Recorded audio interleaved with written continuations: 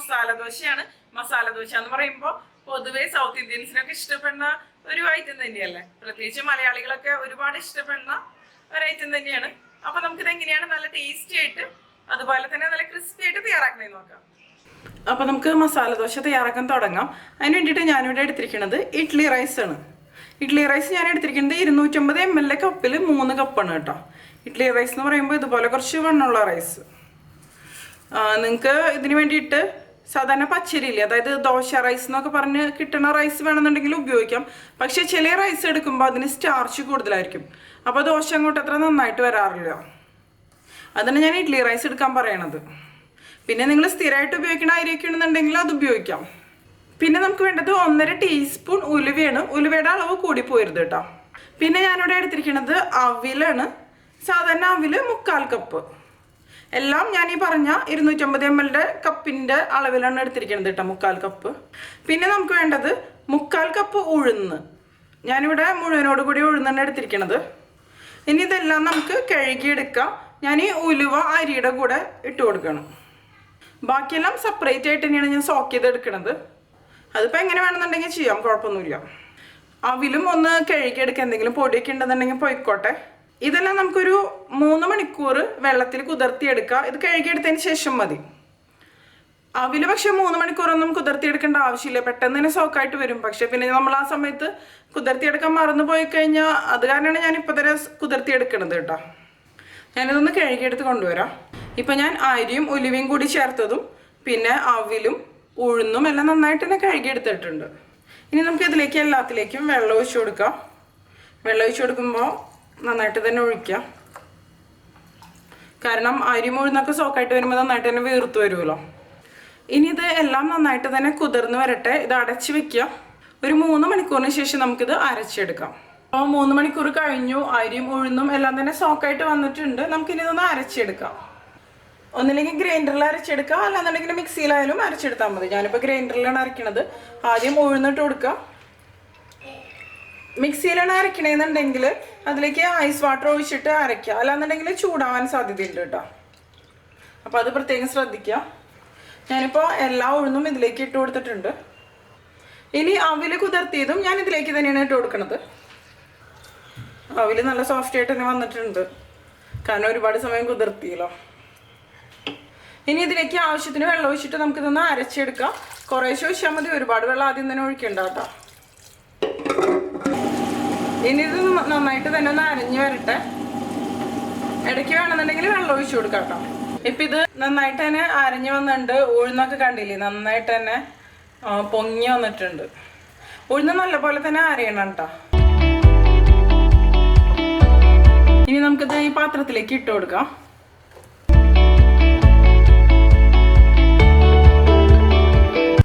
ഇനി നമുക്ക് ഇതിലേക്ക് അരി ഇട്ട് കൊടുക്കാം. ഇതിലേക്ക് നമുക്ക് ആവശ്യത്തിന് വെള്ളം ഒഴിച്ചു കൊടുക്കാം. കുറേശ്ശെ വെള്ളം ഒഴിച്ചാൽ മതി, അതിൽ തന്നെ ഒരുപാട് ഒഴിക്കണ്ട കേട്ടോ. ഇനി ഇതും നമുക്ക് അരച്ചെടുക്കാം. ഇതിപ്പോൾ റെഡി ആയിട്ടുണ്ട്. അരി അരച്ചെടുക്കുമ്പോൾ ഒരുപാട് ഫൈനായിട്ടുള്ള പേസ്റ്റ് ആക്കിയിട്ട് അരച്ചെടുക്കരുത് കേട്ടോ. ചെറിയൊരു തരി ആയിട്ട് ഇരിക്കണം. നമ്മളിതുപോലെ തൊട്ട് നോക്കുമ്പോൾ അറിയാൻ പറ്റും. എന്നാൽ ഒരുപാട് തരിയായിട്ടും വരരുത്. ഇതുപോലെ ചെറിയ തരികളായിട്ട് വരുമ്പോഴാണ് നല്ല ക്രിസ്പി ആയിട്ടുള്ള ദോശ നമുക്ക് ഉണ്ടാക്കിയെടുക്കാൻ പറ്റുള്ളൂ. ഇത് നമുക്ക് ഈ പാത്രത്തിലേക്ക് ഇട്ട് കൊടുക്കാം. ഇതിപ്പോൾ കണ്ടില്ലേ, നല്ല തിക്കായിട്ടുള്ള ബാറ്റർ ആയിട്ടാണ് വന്നിരിക്കുന്നത്. ഞാനിതിലേക്ക് കുറച്ച് വെള്ളം ഒഴിച്ച് കൊടുത്തിട്ടുണ്ട്. അതിനുശേഷം ഈ അരി അരച്ചതും ഉഴുന്നും അവിലും ഉലുവയും എല്ലാം കൂടി നന്നായിട്ട് അങ്ങോട്ട് മിക്സ് ചെയ്ത് കൊടുക്കാം. ആവശ്യത്തിന് വെള്ളം വേണം കേട്ടോ, തീരെ കട്ടിയാവരുത്. ഞാൻ കൈവച്ച് തന്നെയാണ് മിക്സ് ചെയ്യണത്. ഈ സെയിം ബാറ്റർ ഉപയോഗിച്ചിട്ട് നമുക്ക് ഇഡ്ഡലിയും തയ്യാറാക്കി എടുക്കാം. ഇഡ്ഡലിക്കാവുമ്പോൾ ദോശമാവിൻ്റെ കൺസിസ്റ്റൻസി ആവണ്ട, കുറച്ചും കൂടി തിക്കായിട്ട് വേണം. എപ്പോഴും കൈവച്ച് മിക്സ് ചെയ്യണത് തന്നെയായിരിക്കും കുറച്ചും കൂടി നല്ലത്. ഇത് ശരിക്കും പറഞ്ഞാൽ ഇഡ്ഡലി മാവിൻ്റെ ഒരു കൺസിസ്റ്റൻസിയാണ്. നിങ്ങൾക്ക് ഇഡ്ഡലി ഉണ്ടാക്കാനാണെന്നുണ്ടെങ്കിൽ ഈ ഒരു രീതിയിൽ മതി. നമുക്കിപ്പോൾ ഇഡ്ഡലിയും ദോശ ഉണ്ടാക്കാം ഈ സെയിം ബാറ്റർ ഉപയോഗിച്ച് തന്നെ. ഞാൻ ഈ ഒരു കൺസിസ്റ്റൻസിയിലാണ് ഇത് ഫെർമെൻറ്റ് ചെയ്യാൻ വേണ്ടിയിട്ട് വെക്കുന്നത്. പിന്നെ നമുക്ക് ദോശ ഉണ്ടാക്കുന്ന സമയത്ത് ആവശ്യത്തിന് വെള്ളം ഒഴിച്ചു കൊടുത്താൽ മതി. ഇതിലേക്ക് നമ്മൾ ഉപ്പൊന്നും ചേർത്ത് കൊടുത്തിട്ടില്ലല്ലോ ഇതുവരെ. അപ്പോൾ ആവശ്യത്തിന് ഉപ്പിട്ട് കൊടുക്കാം. ഇപ്പിട്ട് കൊടുക്കുമ്പോൾ ഒരുപാട് കൂടി പോകണ്ട. ഇനി ഇത് നന്നായിട്ട് തന്നെ മിക്സ് ചെയ്ത് കൊടുക്കാം. ഇനി ഇത് നമുക്ക് ഫെർമെൻറ്റ് ചെയ്യാൻ വേണ്ടിയിട്ട് വെക്കുക. ഫെർമെൻറ്റ് ചെയ്യാനെടുക്കുന്ന സമയം എന്ന് പറയുന്നത് നമ്മൾ താമസിക്കുന്ന സ്ഥലത്തെ അന്തരീക്ഷ ഊഷ്മാവ് അനുസരിച്ച് വ്യത്യാസം വരും. കുറഞ്ഞത് എന്തായാലും ഒരു 8 മണിക്കൂറെങ്കിലും വേണ്ടി വരും. പിന്നെ മസാല ദോശയുടെ ബാറ്റർ ആകുമ്പോൾ കുറച്ച് പുളിയുള്ള ഒരു ബാറ്റർ ആയിരിക്കും നല്ലത്. പിന്നെ അതൊക്കെ ഓരോരുത്തരുടെ പേഴ്സണൽ ചോയ്സ് കേട്ടോ. പക്ഷേ ഇഡ്ലിക്കൊക്കെ ആകുമ്പോൾ പുളിയില്ലാത്ത ബാറ്റർ ആയിരിക്കും കുറച്ചും കൂടി നല്ലത്. ഞാനിതിപ്പോൾ ഈവനിങ്ങിലാണ് അരച്ച് വെച്ചിരിക്കണത്. ഇതിപ്പോൾ നാളെ രാവിലെ ആകുമ്പോഴേക്കും നന്നായിട്ട് ഫെർമെൻ്റ് ആയിട്ട് വന്നിട്ടുണ്ടാവും. ഇത് അടച്ച് വെക്കാം കേട്ടോ. അടച്ചു വെച്ചിട്ട് പൊന്തി പോകാൻ സാധ്യതയുണ്ടെന്ന് തോന്നുന്നുണ്ടെങ്കിൽ ഇതിൻ്റെ അടിയിൽ ഒരു വലിയ പാത്രം വെക്കുക. അല്ലാന്നുണ്ടെങ്കിൽ 2 പാത്രത്തിലായിട്ട് വെക്കുക. ഞാൻ സാധാരണ 2 പാത്രത്തിലായിട്ടാണ് വെക്കാറ്. അപ്പോൾ പിന്നെ പൊന്തി പോണ ഒരു പ്രശ്നമില്ല. ഇനി ഇത് നന്നായിട്ട് ഫെർമെൻ്റ് ആയി വന്നിട്ട് നമുക്ക് ബാക്കി പരിപാടികൾ ചെയ്യാം. ഇത് ഞാൻ ഇന്നലെ 2 പാത്രത്തിൽ ഒഴിച്ചു കൊടുത്തിരുന്നു. അല്ലാന്നുണ്ടെങ്കിൽ പൊങ്ങി പോകാനൊക്കെയുള്ള സാധ്യതയില്ലേ. ഇപ്പോൾ 2ഉം പൊങ്ങി വന്നിട്ടുണ്ട് നന്നായിട്ട് തന്നെ. ഇനിയിപ്പോൾ ഞാൻ ഇതിൽ നിന്ന് ഒരു പാത്രം എടുത്ത് ഫ്രിഡ്ജിലേക്ക് വെച്ച് കൊടുക്കണം. അല്ലാന്നുണ്ടെങ്കിൽ പുളി കൂടാൻ സാധ്യതയുണ്ട്. ഇത് നമുക്ക് ഒരാഴ്ച വരെ ഫ്രിഡ്ജിൽ സൂക്ഷിച്ച് വയ്ക്കാൻ പറ്റും. ആവശ്യമുള്ള സമയത്ത് ഇഡ്ഡലി വേണമെന്നുണ്ടെങ്കിൽ ഇഡ്ഡലി ഉണ്ടാക്കിയെടുക്കാം, അല്ലെങ്കിൽ ദോശ ഉണ്ടാക്കാം. ഞാനിപ്പോൾ ഒരു പാത്രത്തിലേക്ക് കുറച്ച് ദോശ ബാറ്റർ ഒഴിച്ച് കൊടുത്തിട്ടുണ്ട്. മോൻ സ്കൂളിൽ പോകുന്ന സമയത്ത് ഞാൻ കുറച്ച് ഉണ്ടാക്കിയിരുന്നു. പിന്നെ ബ്രേക്ക്ഫാസ്റ്റും ഉണ്ടാക്കി. പിന്നെ ഒരു പാത്രത്തിലത്തെ ബാക്കിയുള്ളതാണത്. ഈ ഒരു കൺസിസ്റ്റൻസി മതി. ഞാൻ ഈ ഒരു കൺസിസ്റ്റൻസിയിൽ ഉണ്ടാക്കിയപ്പോൾ എനിക്ക് നല്ല പെർഫെക്റ്റ് ആയിട്ട് തന്നെ വന്നിരുന്നു. ദോശയാന്ന് വിചാരിച്ചിട്ട് നമ്മൾ ഒരുപാട് വെള്ളം ഒഴിച്ച് കഴിഞ്ഞിട്ടുണ്ടെങ്കിൽ ശരിയായിട്ട് വരില്ല. അപ്പോൾ ഇതിലേക്ക് ആവശ്യം ആണെന്നുണ്ടെങ്കിൽ കുറച്ച് ഉപ്പ് ചേർത്ത് കൊടുക്കാം. ഞാനിപ്പോൾ കുറച്ച് ചേർക്കുന്നുണ്ട്. കുറച്ച് മതി, ഒരുപാട് വേണ്ട. കാരണം നമ്മളിത് ഫെർമെൻറ്റ് ചെയ്യണതിന് മുമ്പ് തന്നെ ഉപ്പ് ചേർത്ത് കൊടുത്തിരുന്നല്ലോ കുറച്ച്. പിന്നെ നമുക്ക് ആവശ്യത്തിനുള്ളത് മാത്രം പുറത്തെടുത്ത് വയ്ക്കാം. അല്ലാന്നുണ്ടെങ്കിൽ പുളിയൊക്കെ ഒരുപാട് കൂടിപ്പോവും. ഓക്കെ, ഇത് മതി. ഇനി നമുക്ക് മസാല തയ്യാറാക്കാം. പിന്നെ ഇവിടെ മസാലയ്ക്ക് വേണ്ടിയിട്ട് ഞാനിവിടെ 4 ഉരുളക്കിഴങ്ങ് എടുത്തിട്ടുണ്ട്. ഇത് ഞാനൊന്ന് കട്ട് ചെയ്തിട്ടാണ് ഇട്ട് കൊടുക്കുന്നത്. കട്ട് ചെയ്ത് ഇട്ട് കൊടുക്കുമ്പോൾ പെട്ടെന്ന് തന്നെ കുക്കായിട്ട് വരും. കുക്കറിലേക്ക് ഇട്ട് കൊടുക്കാം. അല്ലാന്നുണ്ടെങ്കിലും കുക്കായിട്ട് വരും, പക്ഷെ കുറച്ചും കൂടി സമയം എടുക്കുന്നുള്ളൂ. പിന്നെ കട്ട് ചെയ്തിടുമ്പോൾ ഒരു ഗുണം എന്താണെന്ന് വെച്ചാൽ എന്തെങ്കിലും കേടൊക്കെ ഉണ്ടെങ്കിൽ നമുക്ക് മനസ്സിലാക്കാൻ പറ്റും. അപ്പോൾ ഉരുളക്കിഴങ്ങ് മാറ്റാൻ പറ്റുമല്ലോ. ഇനി നമുക്കിതിലേക്ക് വെള്ളം ഒഴിച്ച് കൊടുക്കാം. ഞാനിപ്പോൾ ഈ ഉരുളക്കിഴങ്ങിൻ്റെ മുകളിൽ നിൽക്കുന്ന രീതിയിൽ, അതായത് ഒരു 3/4 ഭാഗത്തോളം വെള്ളം ഒഴിച്ചിട്ടുണ്ട്. ഇനി നമുക്കിതൊന്ന് അടച്ച് വെച്ച് കുക്ക് ചെയ്തെടുക്കാം. ഞാനിതിപ്പോൾ മീഡിയം ഫ്ലെയിമിൽ വെച്ചിട്ട് 3 വിസിൽ വരുന്നവരെയാണ് കുക്ക് ചെയ്തെടുക്കണത്. ഇപ്പോൾ ഈ ഉരുളക്കിഴങ്ങിൻ്റെ അളവ് പറയണമെന്നുണ്ടെങ്കിൽ 1 കിലോ ആണ് ഞാൻ എടുത്തിരിക്കുന്നത് കേട്ടോ ഇതിന് വേണ്ടിയിട്ട്. ഇതിന് നന്നായിട്ട് തന്നെ കുക്കായിട്ട് വരട്ടെ. ഇപ്പോൾ ഇതിൻ്റെ കംപ്ലീറ്റ് പ്രഷർ പോയിട്ടുണ്ട്. നമുക്കിനി ഇതൊന്ന് തുറന്ന് നോക്കാം. കണ്ടില്ലേ, ഇതിപ്പോൾ നന്നായിട്ട് തന്നെ കുക്കായിട്ട് വന്നിട്ടുണ്ട്. ഇതിന് ഈ വെള്ളത്തിൽ നിന്ന് മാറ്റിയിട്ട് ചെറുതായിട്ടൊന്ന് തണുത്തതിന് ശേഷം നമുക്ക് ഇതിൻ്റെ തൊലിയൊക്കെ കളഞ്ഞെടുക്കാം. ഒരുപാട് തണുക്കാൻ നിൽക്കണ്ട, ചെറിയൊരു ചൂടോട് കൂടി ചെയ്യണതായിരിക്കും കുറച്ച് നല്ലത്. അപ്പോൾ തൊലിയൊക്കെ പെട്ടെന്ന് തന്നെ പോവും. ഇനി നമുക്കിതൊന്ന് തൊലി കളഞ്ഞെടുക്കാം. ഇതുപോലെ തന്നെ എല്ലാം നമുക്ക് തൊലി കളഞ്ഞെടുക്കാം. ഞാൻ ഇതിൻ്റെ എല്ലാത്തിൻ്റെയും തൊലി കളഞ്ഞെടുത്തിട്ടുണ്ട്. ഇനി നമുക്കിതൊന്ന് മാഷ് ചെയ്തെടുക്കാം. ഞാനിപ്പോൾ ഒരു പൊട്ടറ്റോ മാഷറാണ് ഉപയോഗിക്കുന്നത്. ഫോർക്കോ എങ്ങനെ വേണമെങ്കിലും മാഷ് ചെയ്യാം. ഇതിപ്പോൾ ചെറിയ ചൂടോട് കൂടി തന്നെയാണ് ഞാൻ ചെയ്യണത്. ചൂടോട് കൂടി ചെയ്യുമ്പോൾ നമുക്ക് പെട്ടെന്ന് തന്നെ ഇത് മാഷ് ചെയ്തെടുക്കാൻ പറ്റും. ഒരുപാട് അങ്ങോട്ട് മാഷ് ചെയ്തെടുക്കേണ്ട ആവശ്യമില്ല. ചെറിയ കഷ്ണങ്ങളൊക്കെ അതുപോലെ തന്നെ കിടന്നോട്ടെ. അതായിരിക്കും മസാല ദോശയ്ക്ക് കുറച്ചും കൂടി നല്ലത്. ജസ്റ്റ് ഇതുപോലെ ഒന്ന് മാഷ് ചെയ്താൽ മതി. ഒരുപാട് അങ്ങോട്ട് ഉടച്ചെടുക്കേണ്ട ആവശ്യമില്ല. അല്ലെങ്കിൽ കൈ കൊണ്ട് മാഷ് ചെയ്താലും മതി. ഇതിപ്പോൾ ചൂടുള്ള കാരണം കൈ കൊണ്ട് മാഷ് ചെയ്തെടുക്കാൻ ബുദ്ധിമുട്ടാണ്. ഇത് മതി. ഇത് നമുക്ക് മാറ്റി വയ്ക്കാം. ഞാൻ ഈ ഒരു രീതിയിലാണ് മാഷ് ചെയ്തെടുത്തിരിക്കുന്നത്. ഞാനിവിടെ ഒരു കടായി എടുത്തിട്ടുണ്ട്. കടായി നന്നായിട്ട് തന്നെ ചൂടായിട്ട് വരട്ടെ. നമുക്കിനി ഇതിലേക്ക് 1 ടേബിൾ സ്പൂണോളം വെളിച്ചെണ്ണ ഒഴിച്ച് കൊടുക്കുക. ഇപ്പോൾ നാടൻ രീതിയിലുള്ള മസാല ദോശ തന്നെയല്ല, അപ്പോൾ വെളിച്ചെണ്ണ തന്നെയായിരിക്കും നല്ലത്. വെളിച്ചെണ്ണ നന്നായിട്ട് തന്നെ ഒന്ന് ചൂടായിട്ട് വരട്ടെ. ഞാൻ ഇനി ഇതിലേക്ക് ചേർത്ത് കൊടുക്കുന്നത് 1/2 ടേബിൾ സ്പൂൺ കടുകാണ്. കടുകിന് നന്നായിട്ട് തന്നെ ഒന്ന് പൊട്ടി വരട്ടെ. ഇപ്പോൾ കടുക് ഒരുവിധം പൊട്ടി വന്നിട്ടുണ്ട്, പക്ഷെ മുഴുവൻ പൊട്ടി വന്നിട്ടില്ല. കുഴപ്പമില്ല. നമുക്കിതിലേക്ക് ഇനി 1 ടേബിൾ സ്പൂൺ ഉഴുന്ന പരിപ്പ് ഇട്ട് കൊടുക്കാം. ഇളക്കി കൊടുക്കാം. ഞാനിപ്പോൾ ലോ ഫ്ലെയിമിലാണ് വെച്ചിരിക്കുന്നത് കേട്ടോ. അല്ലാന്നുണ്ടെങ്കിൽ ഇതൊക്കെ പെട്ടെന്ന് തന്നെ കരിഞ്ഞു പോകും. ഇതിൻ്റെ കൂടെ തന്നെ ഞാൻ 1 ടേബിൾ സ്പൂൺ കടലപ്പരിപ്പാണ് ഇട്ട് കൊടുക്കുന്നത്. ഇതും കൂടി നന്നായിട്ടൊന്ന് മിക്സ് ചെയ്ത് കൊടുക്കാം. ഇതിപ്പോൾ ചെറുതായിട്ടൊന്ന് റോസ്റ്റായിട്ട് വന്നിട്ടുണ്ട്. ഇനി ഇതിൽ കിടന്ന് ആയിക്കോളും. ഞാനിനി ഇതിലേക്ക് 1 വലിയ കഷ്ണം ഇഞ്ചി ചതച്ചെടുത്തതാണ്. ഒന്നില്ലെങ്കിൽ ചതച്ചെടുക്കുക, അല്ലാന്നുണ്ടെങ്കിൽ ചെറിയ കഷ്ണങ്ങളായിട്ട് മുറിച്ചെടുത്താലും മതി. നന്നായിട്ട് മിക്സ് ചെയ്ത് കൊടുക്കുക. ഇഞ്ചിയുടെ പച്ചമുളക് നന്നായിട്ടൊന്ന് മാറി വരട്ടെ. ഇനി നമുക്കിതിലേക്ക് ചേർത്ത് കൊടുക്കേണ്ടത് പച്ചമുളകാണ്. ഞാനിപ്പോൾ ഒരു 5 പച്ചമുളകാണ് ഇതിന് വേണ്ടിയിട്ട് എടുത്തിരിക്കുന്നത്. പച്ചമുളക് നമ്മുടെ എരിവിനനുസരിച്ച് ചേർത്ത് കൊടുക്കാം കേട്ടോ. അത്യാവശ്യം സ്പൈസി ആയിട്ട് ഇരുന്നാൽ തന്നെയാണ് അത് കഴിക്കാൻ ടേസ്റ്റ് ഉണ്ടാവുള്ളൂ. ഒന്ന് കട്ട് ചെയ്തിട്ട് കൊടുക്കാം. ഇനി ഇതിലേക്ക് നമുക്ക് കറിവേപ്പില ഒരു 3-4 തണ്ട് ഇട്ട് കൊടുക്കാം. ഇനി ഞാൻ ഇതിലേക്ക് ഇട്ട് കൊടുക്കുന്നത് 2 വലിയ സവാള ഇതുപോലെ നീളത്തിൽ മുറിച്ചെടുത്തതാണ്. നന്നായിട്ടൊന്ന് മിക്സ് ചെയ്ത് കൊടുക്കാം. നമുക്കിതിലേക്ക് ആവശ്യത്തിന് ഉപ്പിട്ട് കൊടുക്കാം. ഇതിലിപ്പോൾ നോക്കുമ്പോൾ ഓയിൽ കുറച്ച് കുറവാണ്. ഞാനൊരു 1/2 ടേബിൾ സ്പൂണും കൂടി ഒഴിച്ച് കൊടുക്കണം. ഇനി സവാള ഒന്ന് സോഫ്റ്റ് ആയിട്ട് വരട്ടെ. ഒരുപാട് അങ്ങോട്ട് കുറേ സമയമൊന്നും വഴറ്റിയെടുക്കേണ്ട ആവശ്യമൊന്നുമില്ല. ഇപ്പം ഈ സവാള നന്നായിട്ട് തന്നെ സോഫ്റ്റ് ആയിട്ട് വന്നിട്ടുണ്ട്. ഇത് മതി കേട്ടോ. ഇനി നമുക്കിതിലേക്ക് ഒരു 1/4 ടീസ്പൂൺ മഞ്ഞൾപ്പൊടി ഇട്ട് കൊടുക്കാം.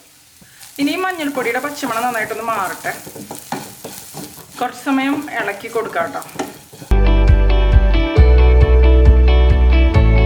ഇത് മതി. ഇപ്പം ഇതിൻ്റെ പച്ചമണം നന്നായിട്ട് തന്നെ മാറിയിട്ടുണ്ട്. നമുക്കിനി ഇതിലേക്ക് ഒരു 1.5 കപ്പ് നല്ല തിളച്ച വെള്ളം ഒഴിച്ച് കൊടുക്കാം. അതിനുശേഷം ഇത് നന്നായിട്ടൊന്ന് തിളച്ച് വരട്ടെ. ഇപ്പം ഇത് കണ്ടില്ലേ, നന്നായിട്ട് തന്നെ തിളച്ച് വന്നിട്ടുണ്ട്. നമുക്കിനി ഇതിലേക്ക് ആവശ്യത്തിന് ഉപ്പിട്ട് കൊടുക്കാം. പൊട്ടറ്റോയിലേക്ക് ആവശ്യത്തിനുള്ള ഉപ്പ് ഇട്ടാം. നന്നായിട്ടൊന്ന് മിക്സ് ചെയ്ത് കൊടുക്കാം. ഇനി നമുക്കിതിലേക്ക് ഉരുളക്കിഴങ്ങ് മാഷ് ചെയ്ത് വെച്ചിട്ടില്ലേ, അതിട്ട് കൊടുക്കാം. നന്നായിട്ടൊന്ന് മിക്സ് ചെയ്ത് കൊടുക്കാം. നമ്മളിത് ഡ്രൈ ആക്കിയിട്ട് തന്നെയാണ് കേട്ടോ എടുക്കണത്. കുറച്ച് സമയം ഇതുപോലെ ഒന്ന് കുക്ക് ചെയ്തെടുക്കുമ്പോഴേക്കും അത് ഡ്രൈ ആയിട്ട് വന്നോളൂ. ഇതിൽ വലിയ കഷ്ണങ്ങളൊക്കെ എടുക്കുന്നുണ്ടെന്നുണ്ടെങ്കിൽ ഒന്ന് ഉടച്ചു കൊടുക്കാം കേട്ടോ. ഒരുപാട് വലുതുണ്ടെങ്കിൽ മതി, അല്ലെങ്കിൽ കുഴപ്പമില്ല.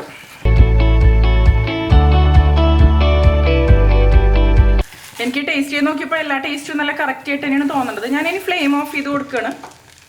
ഇത്രയും മതി. ഒരുപാട് അങ്ങോട്ട് ഡ്രൈ ആക്കി എടുക്കണ്ട. കാരണം ഇത് ഇരിക്കും തോറും കട്ടിയായിട്ട് വന്നോളും. തണുക്കുമ്പോൾ പെർഫെക്റ്റ് ആയിട്ട് തന്നെ വന്നോളും. ഇത് മതി. ഇപ്പം നമ്മുടെ മസാല റെഡി ആയിട്ടുണ്ട്. ഞാൻ ഫ്ലെയിം ഓഫ് ചെയ്ത് കൊടുത്തിട്ടുണ്ട്. ഇനി നമുക്ക് ദോശ ഉണ്ടാക്കാൻ തുടങ്ങാം. ഞാനിവിടെ ഒരു ദോശത്തവി എടുത്തിട്ടുണ്ട്. ഇതിപ്പോൾ അത്യാവശ്യം നല്ല വലിപ്പമുള്ളത് തന്നെയാണ് കേട്ടോ. ഇതിന് നന്നായിട്ടൊന്ന് ചൂടായിട്ട് വരട്ടെ. ഞാനിവിടെ എടുത്തിരിക്കുന്നത് ഒരു നോൺ സ്റ്റിക്കിൻ്റെ ദോശത്തവിയാണ്. നിങ്ങൾക്ക് ഇരുമ്പിൻ്റെയൊക്കെ ദോശക്കല്ലൊക്കെ ഉണ്ടെന്നുണ്ടെങ്കിൽ അതൊക്കെ ഉപയോഗിക്കാം കേട്ടോ. നമ്മൾ സാധാരണ പുറത്തുനിന്നൊക്കെ വാങ്ങിക്കണ ദോശ എന്നൊക്കെ പറയുമ്പോൾ അവർ വലിയ പാനായിരിക്കും ഉപയോഗിക്കുക. പക്ഷെ അത് നമുക്ക് വീട്ടിലൊക്കെ ഉപയോഗിച്ച് കഴിഞ്ഞിട്ടുണ്ടെങ്കിൽ എല്ലാവരുടെയും ഒരുപോലെ ചൂട് കിട്ടില്ല. അവരുടെയൊക്കെ ശരിക്കും പറഞ്ഞാൽ വലിയ അടുപ്പായിരിക്കുമല്ലോ. അപ്പോൾ ഇത് അത്യാവശ്യം എന്താ പറയുക, എൻ്റെ അടുപ്പിനനുസരിച്ച് വലിപ്പമുള്ളത് തന്നെയാണ്. ഇപ്പോൾ ഈ തവ നന്നായിട്ട് ചൂടായിട്ട് വന്നിട്ടുണ്ട്. ഞാനിനി ഇതിലേക്ക് കുറച്ച് വെള്ളം ഒന്ന് സ്പ്രിങ്കിൾ ചെയ്ത് കൊടുക്കണം. ഇതുപോലെ വെള്ളം സ്പ്രിങ്കിൾ ചെയ്ത് കൊടുക്കുന്നത് എന്തിനാന്ന് വെച്ചാൽ ഈ തവയുടെ ചൂട് എല്ലാവരുടെയും ഒരുപോലെ ആവാൻ വേണ്ടിയിട്ടാണ്. ഇപ്പോൾ ആ വെള്ളമൊക്കെ നന്നായിട്ട് തന്നെ ഡ്രൈ ആയിട്ട് വന്നിട്ടുണ്ട്. നമുക്കിനി ഇതിലേക്ക് ഈ ദോശ ബാറ്റർ ഒഴിച്ച് കൊടുക്കാം. നന്നായിട്ടൊന്ന് മിക്സ് ചെയ്യാം. അതിനുശേഷം മാത്രം ഒഴിച്ചു കൊടുക്കാം കേട്ടോ. ഹൈ ഫ്ലെയിമിൽ വെച്ചിട്ട് തന്നെ ഒഴിക്കാം കേട്ടോ. അതിനുശേഷം ഇതുപോലെ ഒന്ന് പരത്തി കൊടുക്കാം.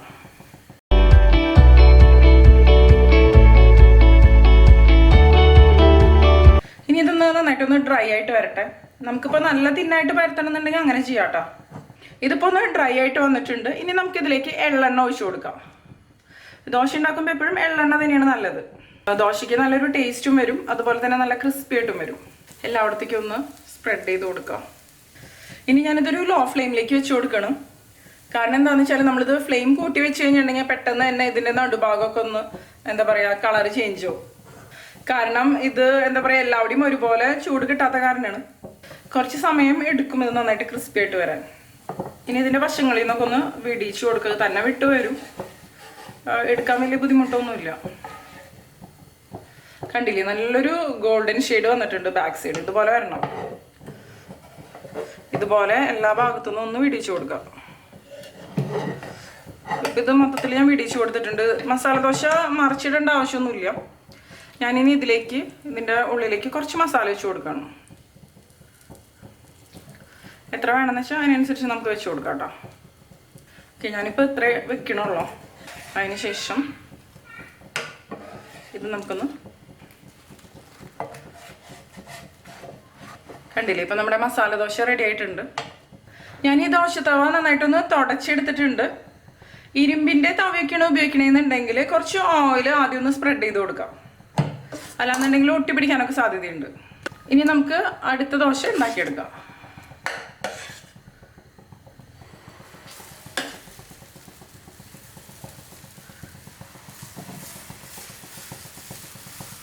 പരത്തിയെടുക്കാം. നല്ല തിന്നായിട്ട് വേണമെന്നുണ്ടെങ്കിൽ ആ ഒരു രീതിയിൽ എടുക്കാം കേട്ടോ. അതിപ്പോൾ നമ്മുടെ ഇഷ്ടം, എങ്ങനെ വേണമെന്നുണ്ടെങ്കിൽ ചെയ്യാം.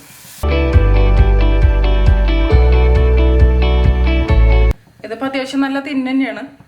നല്ല തിന്നായിട്ട് നിങ്ങൾക്ക് വേണമെന്നുണ്ടെങ്കിൽ ഇതുപോലെ നിൽക്കണ, അതായത് കുറച്ച് പൊന്തി നിൽക്കില്ലേ, അത് ഒരു എന്തെങ്കിലും സ്പൂണോ അല്ലെങ്കിൽ എന്തെങ്കിലും വെച്ചൊന്ന് എടുത്താൽ മതി. പക്ഷെ മസാല ദോശയ്ക്ക് ഭയങ്കര തിന്നലല്ലോ ആയിരിക്കും, കുറച്ചൊരു തിക്നെസ് ഉണ്ടായിരിക്കും.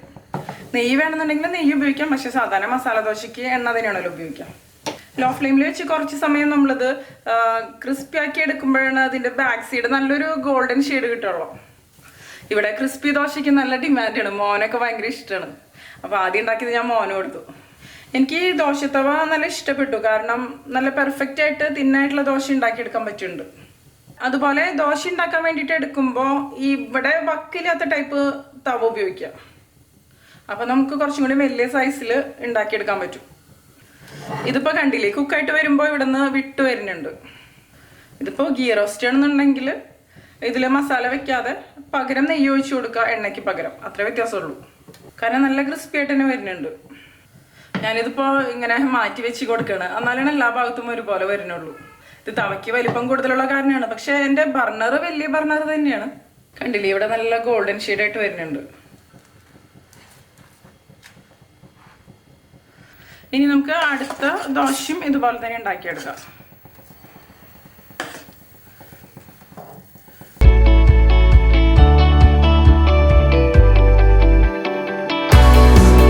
നല്ലെണ്ണ ഒഴിക്കുമ്പോൾ നല്ല ടേസ്റ്റ് തന്നെ വരും ദോശയ്ക്ക്. നല്ലെണ്ണയുടെ ഫ്ലേവർ ഇഷ്ടമില്ലാത്തൊരു ചെയ്യണ്ടാട്ടാ. ഇപ്പോൾ ഈ ദോശ റെഡി ആയിട്ട് വന്നിട്ടുണ്ട്. ഇതിലേക്ക് നമുക്ക് മസാല വെച്ച് കൊടുക്കാം. ആവശ്യത്തിന് നമുക്ക് എത്ര വേണ്ടതെന്ന് വെച്ചാൽ വെച്ച് കൊടുക്കാം. അപ്പോൾ നമ്മുടെ നല്ല ടേസ്റ്റി ആയിട്ടുള്ള മസാല ദോശ റെഡി ആയിട്ടുണ്ട്. ഇതിൽ നമുക്ക് മസാല വെച്ച് കൊടുക്കാം. ഇനി നമുക്കിതും ഫോൾഡ് ചെയ്തെടുക്കാം.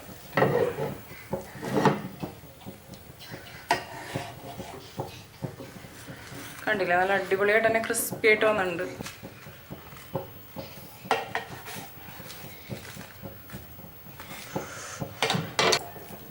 ഇപ്പം ഞാൻ മസാല ദോശ ഉണ്ടാക്കിയെടുത്തിട്ടുണ്ട്. ഞാനിതിൻ്റെ കൂടെ വൈറ്റ് ചട്നി ഉണ്ടാക്കിയിട്ടുണ്ട്, റെഡ് ചട്നി ഉണ്ടാക്കിയിട്ടുണ്ട്, സാമ്പാർ, പിന്നെ നമ്മുടെ മസാല. ഞാൻ ഫോട്ടോ എടുക്കാൻ വേണ്ടിയിട്ട് ഇങ്ങനെ വെച്ചിരിക്കുന്നതാണ്.